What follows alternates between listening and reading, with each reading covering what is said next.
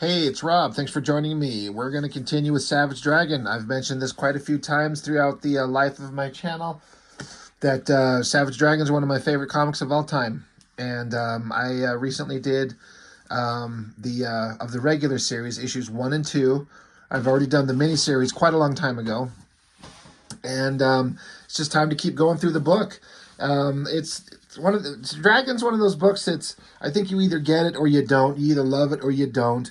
Erik Larsen certainly I don't know if I want to say an acquired taste, but he's got a unique style and a vibe. And again, I think you either love him or you don't.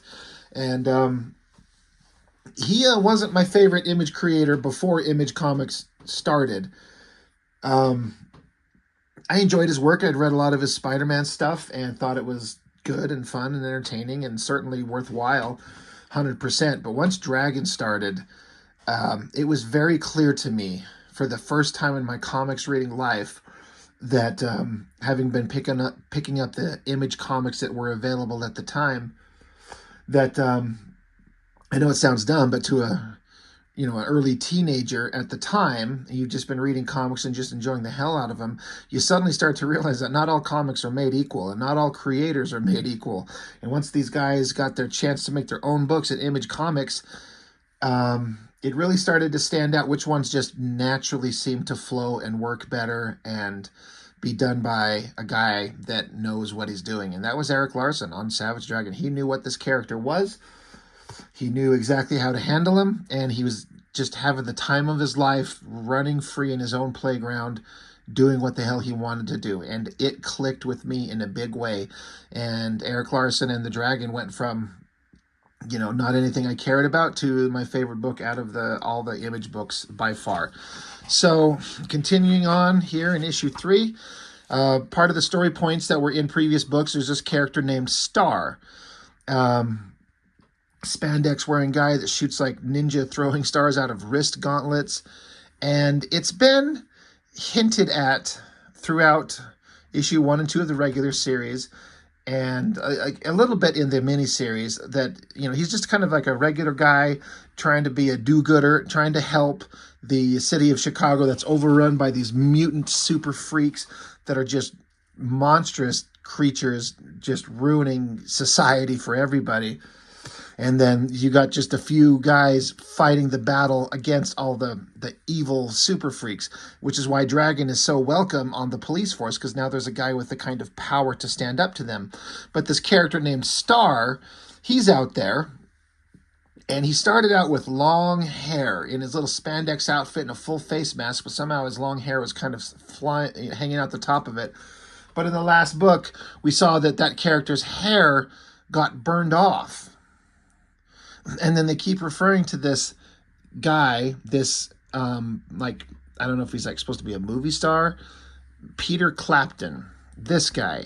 And he's talking about how he's going to make an appearance since his first public appearance since the loss of his trademark hair in a devastating fire. So basically, the comic is alluding to, not very subtly, that this Peter Clapton guy is the human alter ego of Star. And in a way, it's not exactly the same, but he kind of almost sort of maybe resembles Erik Larsen's version of Peter Parker and Spider-Man. That connection will become a little bit more obvious as the series goes on. But anyway, just as a little bit of a setup, it's not super relevant. It's just Erik Larsen's got a lot of characters and a lot of story points and plot points that he's digging into all the time and just revealing them little by little. But Peter Clapton, he, they're like, he's going to make his first public appearance. He lost his hair in a fire, but he's like, no, I'm doing good. I'm ready to go. But he's in a room watching TV, and that there is a stronghold penitentiary, like a jail, and some of the biggest, it's like the biggest jailbreak that they've ever known is going on right now. And all these super freaks are going to escape. And so you see him, he's like, oh crap. Like the whole superhero identity thing, some bad things going on. So he has to take off and disappear. So the person who's going to escort him out to the stage to meet his public comes into the room and sees that he's gone. So again, not too subtle. It's like it's super obvious where this is going. The thing that's interesting is, it's kind of cliche stuff, right? A guy in a superhero outfit, he's got an alter ego, he's got to get away. But it's the interesting thing is how Eric Larson will take these cliche ideas that you've seen a million times, and then he'll twist it and change it and turn it into ultimately a resolution that you have not seen before. He'll do some wild, interesting, different stuff just to make it stand out. So it's taking something you're familiar with, changing it, and doing something different. And I really think that that's one of his strengths as a writer. He's a big proponent of the page turn. Speaking of which, the last issue, Dart, super hot warrior babe with blonde hair that throws darts at people. She showed up at the police station because the captain of the cops, the chief or whatever, is trying to recruit more super freaks or super powered beings or costumed heroes to fight on the side of the good guys. And she's one of the first to show up. I like Dart. Dart was always an interesting character, a badass when she showed up. And right at the end of the last issue, they got the call that there was a big jailbreak going on. So the cop girlfriend, Officer Wild, I think her name is. I keep forgetting. But they're like, well, let's go. Come on, Dart. This is your first day on the job. Let's go see how tough you are. So giant double-page spread of her right in the action. And Eric Larson's got such a really interesting visual style. I mean, he simultaneously draws super hot-looking babes and also really weird-looking hot babes. He's not known for drawing like sensual figures like an Adam Hughes or a Mark Silvestri, but he can make them look powerful and strong. Gets big, strong muscles on her shoulders, her biceps, her long flowing hair, the pose, the dynamic angle. I mean, Eric Larson is also not one to shy away from the fact that we're gonna get a super close up right on her fucking snatch right here. It's just one of those things that he's like, this is the outfit, this is the pose, and if that's the angle that we're seeing, then that's what we're seeing. And he's not concerned about offending anybody, or he's like, I don't fucking care, deal with it. This is what I'm doing. And I think he's just having a good time with it. So anyway, she's in here fighting all these random ass villains. And again, Eric Larson has hundreds of characters that he's always throwing in here. This guy, his name's Low Blow, little short troll looking guy. I wish this guy would show up and beat the shit out of Rob Liefeld's troll character. Just kill that little shit. This guy up here, so he's got two heads. His name is Double Header, because of course it would be. I think it's just super great. I think it's just so fun. I love it. But yeah, Dart, right in the middle of the action, just beating the shit on all these guys trying to break out of jail. I think it's a great double-page spread, really dynamic figure. She's looking sexy and powerful and awesome. Jumping right into the fray. She's a badass. Low Blow gets in there and decks her. And he's like, you're outnumbered, toots, totally overpowered. Give it up. So she grabs the little shit. She says, I'm not that easy, squirt. I don't surrender because I'm asked to. So she takes and chucks him away. So she's pretty badass. But behind Dart, there's a little hand reaching for her. Oh, well, it's probably somebody else. I was going to say it's probably connected to the hand of this guy, but it's probably not. It's just another character back there. But anyway, while she's tossing the guy away, she's got her back turned. She gets punched big time. Big giant fist. Ink splatter, blood everywhere. Man, she takes a major impact there. And I'm pretty sure this is the first time we see this character. His name's Mako. He's human body, shark head, super strong, violent, deadly son of a bitch. I mean, is a fucking shark head. So he shows up, busts out, says, stupid bimbo. And so, ominous danger, right? Meanwhile, inside the jail, one of the guys, I think this is a guy that we've seen in, it was Dragon issue 1. Kind of a nobody, but, a member of the superpowered villains. He's locked in the jail while the jailbreak's going on. And he's, yelling at this other dude. This is, oh my God, what was the name of his? God, he was in Dragon #1. Got the arm prosthesis. You can see he's missing an arm, but he carries these giant bladed weapons. I can't think of his name, but whatever. But he's getting away, and so this guy's like, hey, man, get me out of here. And he's like, wait, oh, I know you. You're Hardware, the clown trying to cop a plea by ratting on the big man. I got a present for you. Boom, shoots him dead. Bloody spots on the wall as this guy's taken off. Is it Killraiser? No. It's going to drive me nuts that I can't think of it. It doesn't matter. But anyway, just building up plot points. Like one of these bad guys was going to rat out the main villain. Overlord is his name. Looks like Doctor Doom. Looks like a very boring cliche villain. Trust me, he's not. So the guy that was going to rat out Overlord gets shot dead. Back with the heroes, we got Mako, the shark guy, probably gonna bite a limb off of a Dart here. But then here's Star. He's jumping into the fray. Now again, we're led to believe that it's this guy. So it's him, right? Jumping into it, kicks Mako right in the face, gives her, distracts him. And then I've always loved this panel down here, specifically because of, I think the coloring works, but the way that Mako's kind of like reeling back as she's doing this like cartwheel maneuver, and she's throwing all these little darts into his chest. I thought just the figure, like her anatomy, again, it's a little thong outfit, so her ass is staring straight at us, but her powerful legs, she's on her hands, the very organic inking of her hair. Erik Larsen got really rough and sketchy with his artwork because he's inking himself. I believe most of his other work at Marvel was inked by other people, and then even when he'd ink himself, I'm trying to remember if he inked himself on that last Spider-Man run with the Revenge of the Sinister Six, but it felt like it was a much cleaner style. But here, he can get rough and organic and a little bit more sketchy and energetic. And I think it works great. I really like it. But that shot right there, I want to bring that up close a little bit. I think that figure looks great of the girl Dart. And then Mako, the shark guy, kind of angling back there. And Star. I love it. Looks great. But so she's like, thanks for the assist, stranger. You do this sort of thing often? He's like, yeah, too often. And the name's Star. She's like, I'm Dart. Funny shot of her like jumping here. I've made fun of this type of a pose in other comics where like tits are down here, ass is up there. But Erik Larsen loves to do this type of stuff. He's not afraid to shy away from. He's not going to shy away from this stuff. He's not afraid of it. So they have a little conversation as they're battling, basically like introducing themselves to each other and getting to know each other while they're like saving each other's asses. I like that shot of Dart kicking again, long legs, the heel on her shoe. Like it looks like a very dangerous weapon to be chopping people up. I like this shot right here where I've seen this before with other artists do it where she's like jumping and she's going to be flipping. Arms out to the side. Again, that ass in the air. But it continues as she jumps and she's throwing darts into guys. But then she flips and twists around and does this powerful like double leg kick into this dude, slamming him into the ground. I think that looks really powerful. Really interesting. I love it.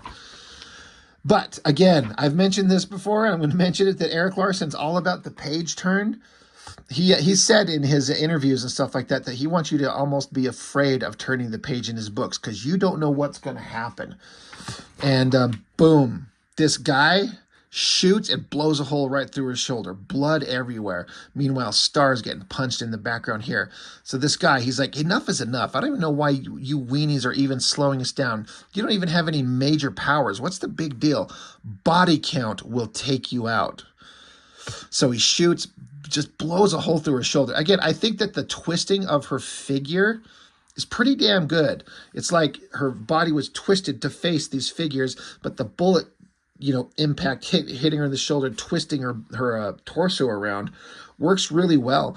And she's like holding her shoulder. It's bloody. She's getting punched. Star's getting punched, but in the background, in a silhouette, there's a flying guy in a cape. And then some random ass villain here. He's like, what was that? Now, this is one thing I'm not quite sure I understand. It's like he gets shot in the jaw and blows this giant hole and looks like it kills him. And then right at that exact moment, he sees something, gets shot, and then Mighty Man here. He shows up and grabs Dart and Star and gets him out of the way. Now, I was always like, well, did Mighty Man do something here, but that's like a bullet. Mighty Man doesn't shoot. So I guess it's the cops. And it's a little confusing because over here in the beginning double page spread, it's not very clear, but there are cops on the scene. I'm guessing little silhouette pictures back here. But you'd be led to believe that Dart is the only person here fighting all these bad guys. That's all you see is her and villains. There's no cops anywhere to be seen, but then they're right here. So I guess you could say, I guess it's the cops shot the guy and blow his jaw off, like it distracted him enough. Anyway, you got Mighty Man. And they're just like, holy shit, blood falling out of her shoulder. Like, these guys were not doing very well. Now, Mighty Man, he was introduced in the original miniseries, the 3-issue miniseries, as he's basically like Superman of the Savage Dragon universe. But it was listed that he was killed.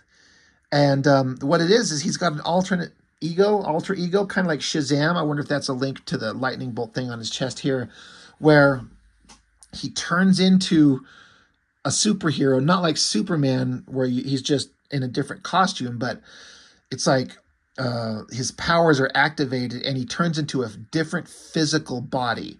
That's Mighty Man. And it used to be this other guy, but it was the human part of him, the regular human part of Mighty Man was an old man because he had been Mighty Man for so long. Like, the Mighty Man body just stays this young, youthful Superman type. But your own human body ages over time, and the villains found out who Mighty Man was and just murdered the old man. And that was set up in, I think, issue 1, the very first issue of Dragon. And it was a major blow to the forces of good because Mighty Man, again, is basically Superman. And so they lost that power, that guy that's on your side.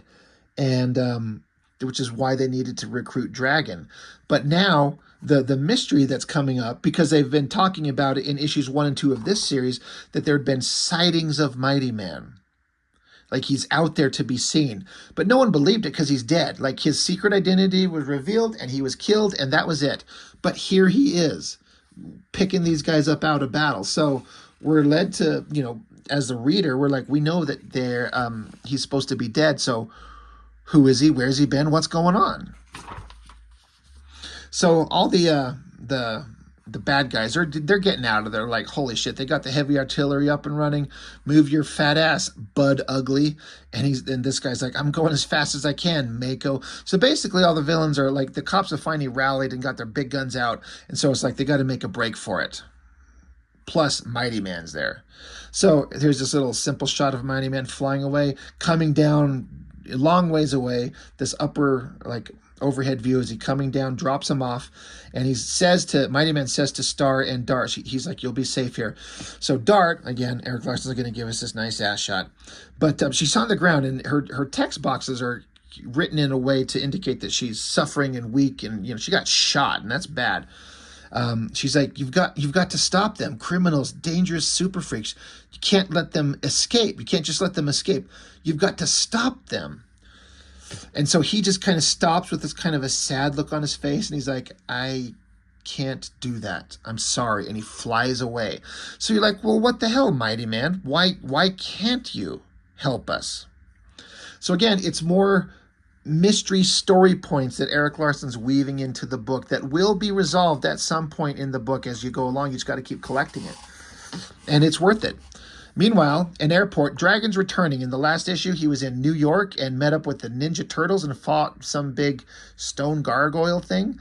And so, keeping in continuity, Dragon's back. So, and he's met up by Alex Wild. That was her name. So she's like, well, you look good. Are you coming out of your funk, or are you just happy to be out of uniform? Because Dragon was in a really bad way, suffering from depression from his girlfriend getting shot to death in his apartment in the original miniseries, the end of issue 3. So she's like, he's like, yeah, I'm fine. How are things? And she's like, yeah, everything went to hell as usual. Like, once Dragon's gone, because he keeps getting loaned out, and everything goes to hell. So Alex is kind of filling the dragon in. She says, while you were away, Captain Stewart got a new super-powered recruit, and she'd never even heard of Lieutenant Frank Darling. Frank's too straight to go bad. Somebody must have gotten to him. And Dragon's like, it would certainly explain a lot of things. So Frank Darling's one of the higher-ups on the cop force and Dragon's best friend. But he's being blackmailed, and that's been established. We know that. But the guy who's actually the captain of the cops, he kind of went behind Frank Darling's back and just started to get more superhero recruits for the police force. So they're basically acknowledging, like, our friend Frank, somebody must have gotten to him. He's too good, but he's clearly doing something wrong. And we got to figure this out. Meanwhile, Dragon gets back in uniform and he goes to meet Dart. She's in the hospital from getting shot. He's like, hi, I'm Officer Dragon. She's like, yeah, I figured, I'm Dart. So she's like, where were you last night? He's like, well, I was dealing with flying gargoyles. I was in New York dealing with flying gargoyles and talking turtles. It wasn't pretty. She's like, yeah, I bet you missed quite a party. Dragon's like, yeah, I heard. She's like, a lot of dangerous criminals escaped. Things got pretty hairy. This star fellow showed up to help, but we were overpowered. Our lives were saved by Mighty Man. And Dragon, who 100% knows that Mighty Man is dead, and he's just got this look of surprise on his face. He's like, oh, really? Did Elvis come with him? She's got this angry look. And so now she's pissed off that Dragon's not believing her. And so Dragon's like, yeah, who is this Mighty Man you saw? You're just full of crap. You don't know what you're talking about. She's like, I'm being serious. You're like, I know what I saw. Why weren't you here? And Dragon's like, hey, I get sent elsewhere. It happens. It's part of my job. I don't like it, but I do what I'm told. She's like, well, maybe you should not do that. Maybe you should think about it otherwise. And Dragon's pissed off, so he takes off and he leaves. He's like, he's sick of this, like, bitchy person who's giving him shit for just doing what he's supposed to do. But she's like, dude, your strength and your power is needed here. Like, you can't just be taken off. We need you here because things are going bad. So you get a sense that Dart is a very, she's on the side of good. And she's not one to, she'll speak her mind. And it makes her a real strong character, and I like it. Anyway, so Dragon's taken off, and Alex Wilde, his partner, is telling Dragon, like, you need to calm down. Like, and Dragon's like, well, she's a pig-headed pain in the ass. And Wilde's like, yeah, so are you. So come on, let's just get over it.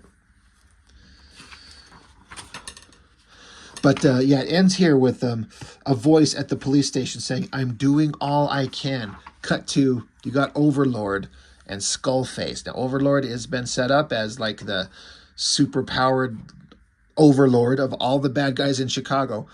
And again, when I first saw this character, I was like, he just looks too much like Dr. Doom. I mean, this metal faceplate, metal armor, and the hood and the cloak. I mean, it's a good design, but it's Dr. Doom, right? So I kept dismissing this character. Eric Larson will prove me wrong in just a couple issues' time. But this is where we're talking about Frank is being blackmailed by these guys. So Skullface is on the phone. He's like, sure you are. We all are. We just wanted to be the first to congratulate you, Frankie. You and Mildred must be very happy. Baby's due in March, I believe. So they're like, we know who you are. We know about your wife. We know that she's pregnant. So he's being blackmailed. But Frank can't reveal this to his friends, to Dragon. So Frank's like, I've got to go. And Dragon's hanging out above him. He's like, something you'd like to talk to me about? And Frank's like, not right now. No. So Dragon continues on, and one of his little buddy cops, these are more story points that this cop is talking about to Dragon here. He says, that woman who claims to be your mother keeps calling. So that was set up in one of the earlier issues where there was some woman, some old woman who saw Dragon on a TV and thinks that this is her son. Because there was a picture on her like table that had like just a human looking guy with a green hair mohawk. And she thinks that this is Dragon is her son. So again, another mystery story point. What's going to come of that? It says, as does some woman named Amanda Mills, plus the usual assortment of weirdos and creeps. This was an interesting thing right here. In other news of interest, a leech-like creature was removed from the neck of the shrew. The public defender is making case for it being the reason that he went crazy, trying to get his case dismissed.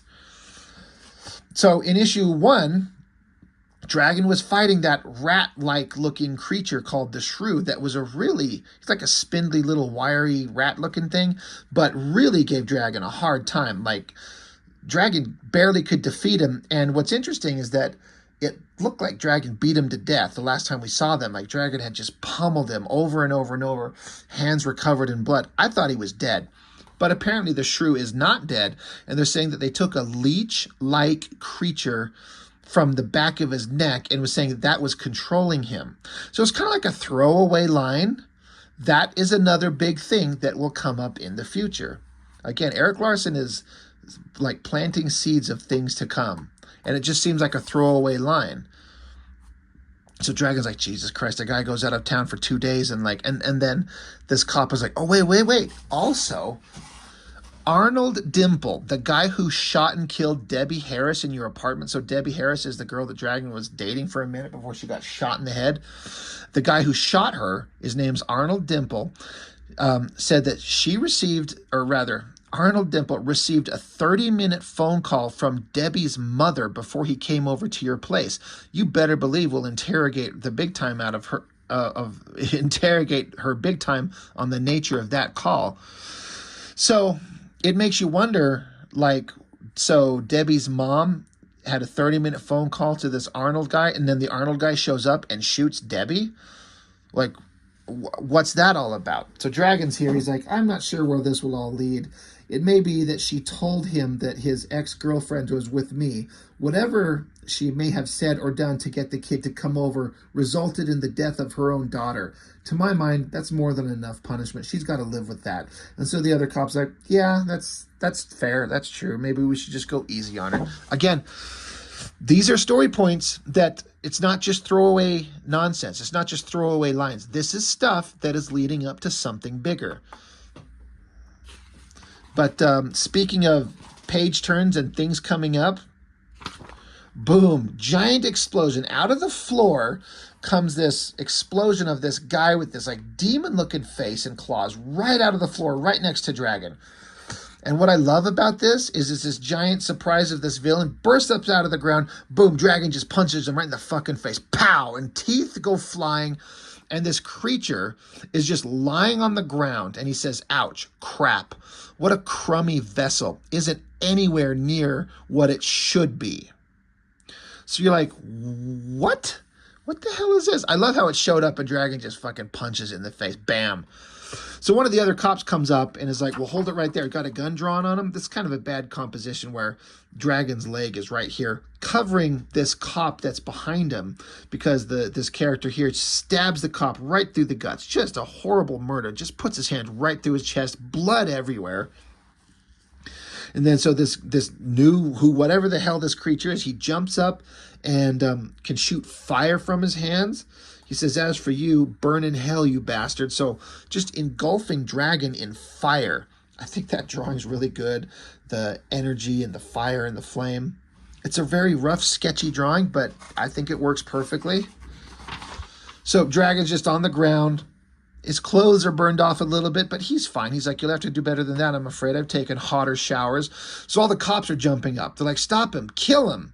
Dragon gets up. He's like, mister, you're in trouble. So both Dragon and this character, he says, prepare to face the Fiend. So that's this guy's name, the Fiend. I love this hair coming from this guy because he's got wild, long, weird hair just trailing behind him. They're jumping at each other, but all the cops in the background just unload their guns on this thing. Boom, boom, just fill them full of holes. Right through the head, too, like a headshot. And through the jaw, blood and guts everywhere. Drops to the ground, the Fiend does, and the Fiend is like, poop.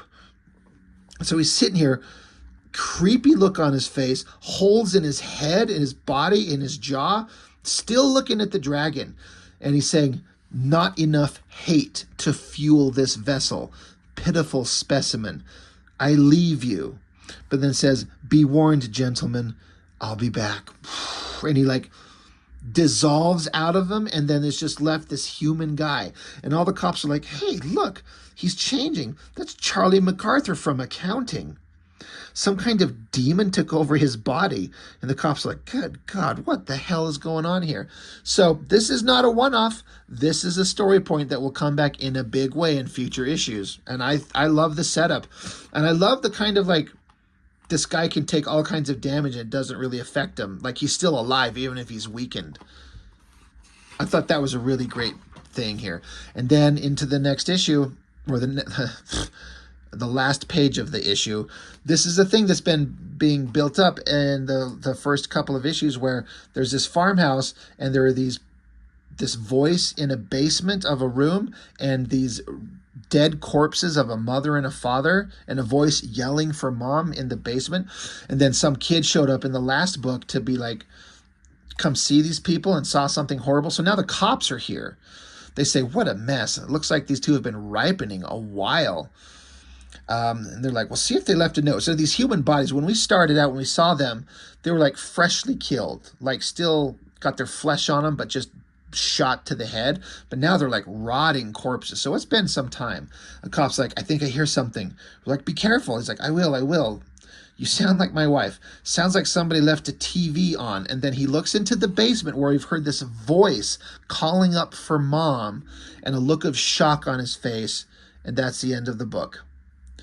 So again, Erik Larsen is the master of building up plot points that are going to be revealed slowly over the time as the book progresses, and show you all, and you'll get to find out what all these things are. All these things I've talked about in the book, where this is leading to a thing and this is leading to a thing, every one of them will be addressed. He doesn't let anything hang on, and he doesn't let them hang on for too long, but you will eventually get to it, all in good time.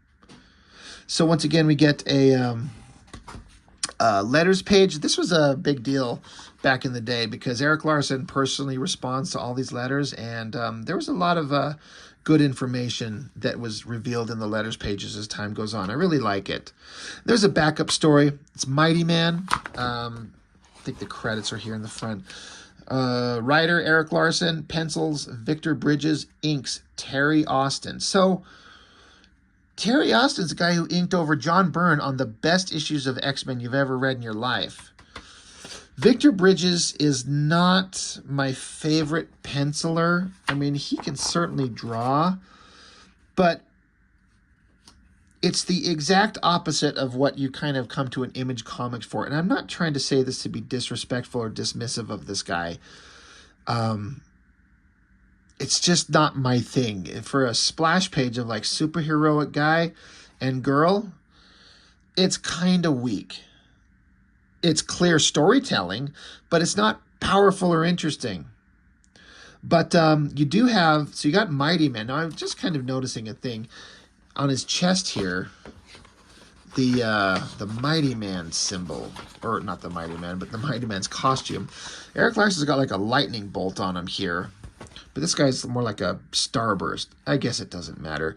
But so here's this Mighty Man character. So we found out that he's back in this issue, and there's a little backup story. And so he's looking kind of confused. This girl's like, hey, says, Sam, you look gorgeous. I like what you've done with the costume, so maybe that's why it's different. So we're getting a little bit of backstory about why Mighty Man is here. And again, I don't particularly love this artwork. I don't even think the inking looks that good for being Terry Austin, but maybe that's just a matter of what the pencils look like. It's just not that great to me. But anyway, you got Mighty Man. He's like, I feel so different, so powerful, like I could take on the world. So this girl's like, you probably could if you wanted to. He's like, hey, look, I can fly. So it's like a guy discovering his powers for the first time. And this girl's like, I can't believe this has happened. You're a real life superhero now. You look great. So Mighty Man is able to rip apart this brick stone column just easy and smash it into pieces. So the girl's like, Sam, you're amazing. My God, why don't we try out that new body of yours? And so he's like, Phyllis, I'm not that kind of guy. We're friends and that's it. How could you even suggest? So the girl's like, how could I? How could I? How could I not? Look at you. In case you haven't noticed, you've got the body of a Greek god. How do you expect me to react? Pardon me for being human. Crap. So she's kind of freaking out, and the Mighty Man's like, all right, I'm sorry, I apologize. So it is interesting because Erik Larsen will always interject like sex in his comics, not actually showing it, but the fact that these people want to fuck each other. Like, he will put that in there because it's a realistic take. Was there any of that on any level in any other Image comic books at the time? I mean, these are supposed to be comics written for kids, I guess, but it's a realistic thing that you can throw into these books because these people want to fuck each other, believe me. But Mighty Man's like, I overreacted. I mean, it's not like I'm not curious about this body. I mean, God, I've thought about it. What could I do? But he's like, I just feel that it's all so wrong. I can't help feeling that I was chosen to receive these powers for a reason. I should try and help people or something. It's also confusing. I've got to find some way to make a difference because I can. So he's like, you understand, don't you? She's like, yeah, I see your point. But then it ends with her saying, still, if you're ever in the mood to experiment, I like it. It works. Like, it's a real human interaction. But so we are now obviously being told, like we saw Mighty Man at the beginning of the book, but clearly somehow, some way, this is someone got the powers and it's new and they're trying to figure it out. So a great little way to have a little backup story to explain some backstory to give us some context for the character. So just a bunch of ads for more comics, and that's it. Savage Dragon #3. It's just great stuff. I loved everything about it, and it just kept getting better and better. And the thing is with most good stories, I think all of us understand, like, you always want to get to the part where you get the big payoff, the big awesome moment. But you have to spend a lot of time building up the characters, getting your ducks in a row, so to speak, to have the opportunity to have all these things and these story points coalesce into that big moment that you're heading towards. And that's what Erik Larsen does brilliantly. He keeps it going, and it's just the funnest comic book I've ever had the pleasure to read from issue 1. I still am collecting it to this day. Unfortunately, it's not a fraction as interesting as it used to be, and Erik Larsen's politics online tend to make me not want to pick it up anymore. And my comic shop that just around the corner can't seem to put it in my hold, so I've missed several issues, so I might actually be stopping collecting it forever. It's just, unfortunately, it's not as interesting as it used to be. But we're approaching issue 300. This is issue 3. And, this is 2024 as of this recording. This book was made in 1993, so a long time ago. So there's a lot to cover. So anyway, that's all I've got for now. Thanks for watching. I appreciate it, and I'll see you on the next one.